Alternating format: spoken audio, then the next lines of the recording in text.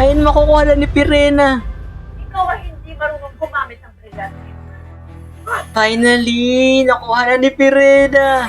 Ng aking keramik. Uy, nakapag-transform na si Pirena. Nakakaloka yung mga extra dito sa Sangre, no? Talagang pinapahamak na lang nila yung mga sarili nila. Lambana versus Anaka. Mga main character ngayon ng mga Lambana. Pati yung mga retre na pas lang niya. Lakas makabathaluman ng power ni Mitena. To be honest, yung galit ni ano dito is unreasonable na talaga. Kung meron man siyang pagbabagong or meron siyang character development arc, I think di natin siya mapapatawad ng ganon-ganon lang. Eto na at nasa week 10 na tayo ng Encantadia Chronicle Sangre. Alam nyo ba, nakuhang-kuha ng episode na to yung gigil ko, no? Kasi nakakaloka. Ang akala natin is makukuha na talaga ni Pirena yung brilyante niya, pero is a prank, sabi ng writers. Hindi pa pala. So eto na. Balik mo ang aking brilyante. Ngayon din. Kabog si Madam Pirena dito nang may palipad-lipad ang atake niya. Sheda! Humingi ka muna ng pahintulot sa aming keramitena. Humingi ng pahintulot. How ironic, no? Ninakaw lang din naman ni Mitena yung mga brilyante sa mga Sangre. Walang sino man sa inyo may karapatang magmay-ari ng brilyante. Nagkakaloob lamang sa Agree! Alam na alam talaga, no? Napaka-brainy ni Pirena dito. Alam niya paano puksain through words si Olgana. Oh my God! Ayun, makukuha na ni Pirena. Ikaw ay hindi marunong gumamit ng brilyante. Bakit? Nang matungguan kita. Burn! Inuutusan ko ang brilyante ng apoy na bumalik ka sa Alam na alam ng brilyante ng apoy kung sino talaga yung nagmamay-ari sa kanya, no? Panginoon! Tuweb Arjamanta. Ibikon Emblunta. Go, Pirena! Shit, finally! Nakuha na ni Pirena! Hindi ko kayo pagtataksilan ng anak. Tatanong Maging ice candy na rin yata siya. at sa lalong madaling panahon ay ihaharap ko sa inyong pinag-ina ng aking keramik. Uy, nakapag-transform na si Pirena. Ikaw ay manatili sa akin. Nakuha niya na, Gagi.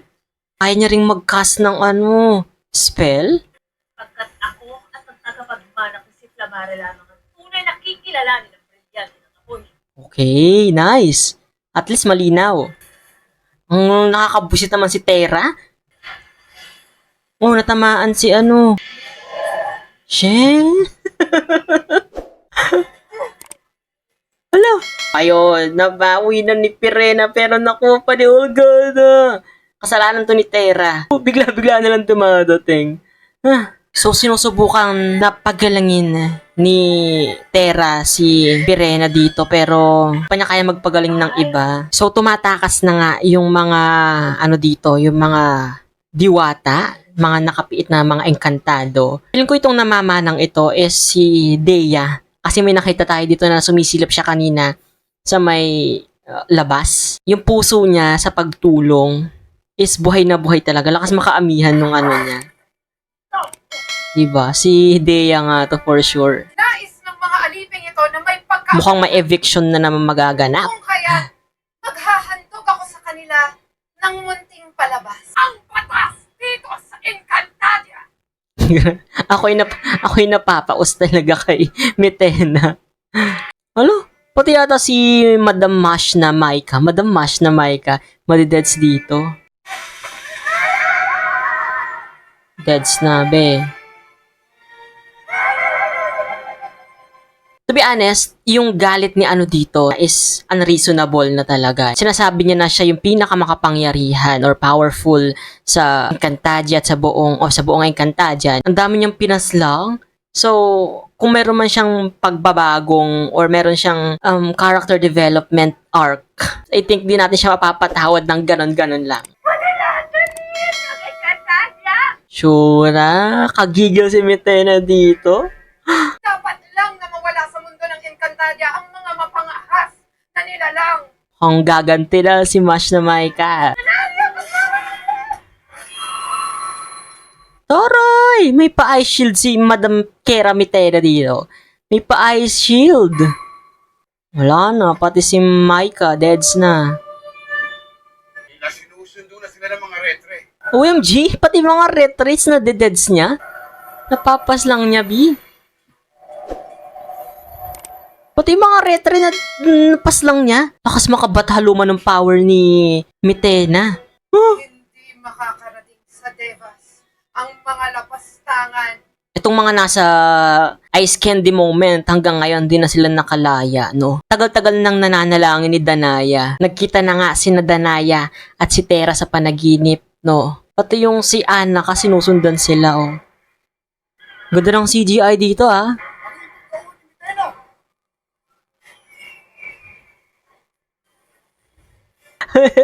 Mga lambana. Kabugan, ang ganda ng scene na to. Mukhang best part tong scene na to dito sa week 10. Lambana versus Anaka. Shell, mga main character ngayon ng mga lambana.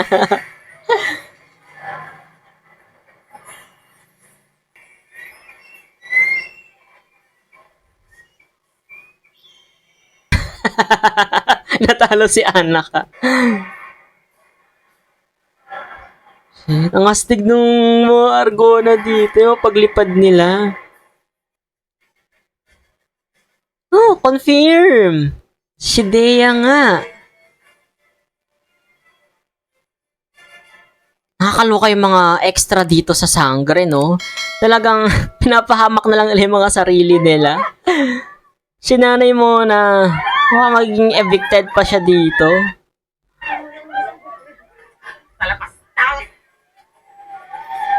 Gagi! Di pa sila magsialis, nakaka-stress. Ay!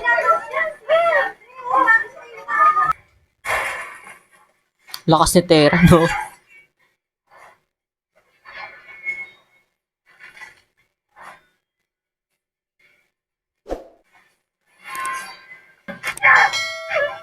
Go! Ayun na! Sige yan! Sige yan! Isa pa! Isa pa!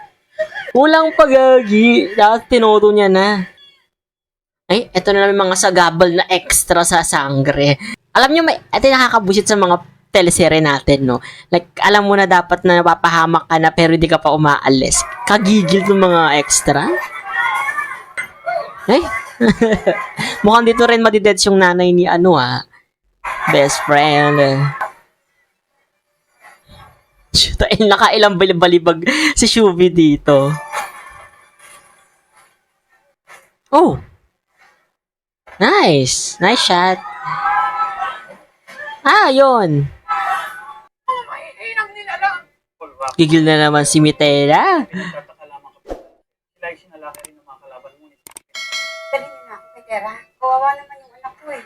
Wala na yung isa dun sa mga Bakit tulungan mo kami? Dali mo kami sa ospital! Gagod. Talagang kay Tera pa siya lang humingi ng tulong, ha? Kaya kung sinugod na nila sa hospital yan, nandun pa sila sa nakadisplay doon. Huwag kayo mag-alala. Nandito ako, sasalba ko kayo. Hindi, Abe. Itago mo to. Hindi maaaring malaman ng iyong Reyna na galing sa'yo ang palusong ito. Nalalapit na ang pagkikita niyo ng aming mahal na Tera.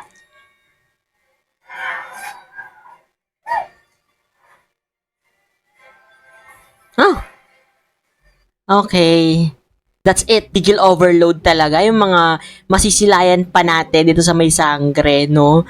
Yung mga from sa mga hindi nag-iisip na mga extra at sa poor writing nito. Kasi, alam mo yun, very Filipino telenovela talaga ang atake niya. Na umaasa tayo lahat sa mga superhero na no? So, ayun guys, napanood nyo naman itong episode 10 ng week 10 ng Sangre. Ano guys masasabi nyo? Let me know in the comment section. Siyempre, kung hindi ka pa rin nakasubscribe sa channel ko, don't forget to hit that subscribe button and that notification bell para lagi kang updated sa mga videos na i-upload ko pa. This is CJ guys, your man of letters. Stay safe and stay motivated. Thank you for watching at magkita-kits tayo sa week 11. Bye-bye!